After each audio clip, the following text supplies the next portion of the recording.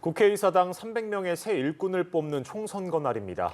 거대 양당에 이어 이를 비집고 등장한 제3지대까지 선거를 앞둔 최근 민심은 어떻게 흘렀는지 임혜준 기자가 짚어봤습니다. 4년 만에 돌아온 국회의원 총선거. 유권자 마음 얻기 위한 정치권의 발걸음도 분주했습니다. 이들을 바라보는 민심의 흐름은 어땠을까요? 가장 최근 여론조사 들고 와봤습니다. 정당 지지도부터 살펴보시죠. 지난해 12월 국민의힘 첫 주와 셋째 주 각각 34%, 30%를 나타냈습니다. 더불어민주당은 31%, 29%로 조사되며 두 정당 모두 소폭 내려앉은 모습인데요. 이 시기 국민의힘 내부에선 쇄신 논란이 거셌습니다. 인요한 혁신위원장 체제에서 지도부 희생론이 대두된 건데요.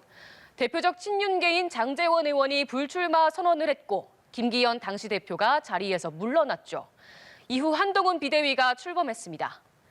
해넘겨 1월 2주차 조사에선 더불어민주당이 직전 조사보다 4%포인트 올라 33%, 국민의힘은 30%입니다. 이달 이재명 민주당 대표 부산 가덕도 방문해서 괴한 남성이 휘두른 흉기에 피습을 당하는 일이 발생했죠. 양극화된 우리 정치의 폐해를 여실히 보여주고 있다는 평가에 정치권도 우리 사회도 씁쓸한 시간이었습니다. 앞서거니 뒤서거니 하는 국민의힘과 더불어민주당, 그 사이로 개혁신당이 등장합니다. 제3지대 4개 세력이 통합에 합의하며 탄생했던 초기의 개혁신당, 출발은 3%였습니다. 3월 첫 주 국민의힘은 37%, 더불어민주당 29%로 오차범위 밖 격차를 보입니다. 민주당의 공천 갈등이 고조됐던 시기죠. 조국 대표의 조국혁신당과 이낙연, 김종민 공동대표의 새로운 미래도 레이스에 합류했습니다. 조국혁신당 첫 주 7%로 출발해 2주 뒤엔 3%포인트 오른 10%를, 새로운 미래는 2%로 출발해 평행선을 그렸습니다. 가장 최근 조사에서 국민의힘은 39%, 더불어민주당은 29%, 조국혁신당은 10%로 집계됐습니다. 지역구 국회의원으로는 어느 당 소속 후보를 뽑을지 물었습니다. 진용이 갖춰진 3월 조사부터 살펴볼까요? 더불어민주당 후보를 뽑겠다는 응답이 31%, 국민의힘이 35%로 시작해서 가장 최근 조사에선 각각 37%, 39%로 나타났습니다. 이번엔 비례대표 국회의원입니다.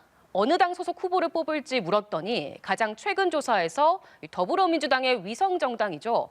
더불어민주연합이 15%, 국민의힘의 위성정당 국민의 미래가 31%였습니다.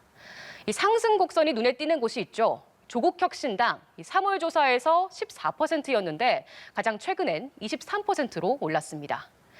그렇다면 일당 가장 많은 의석수를 가져갈 것 같은 정당은 어디였을까요?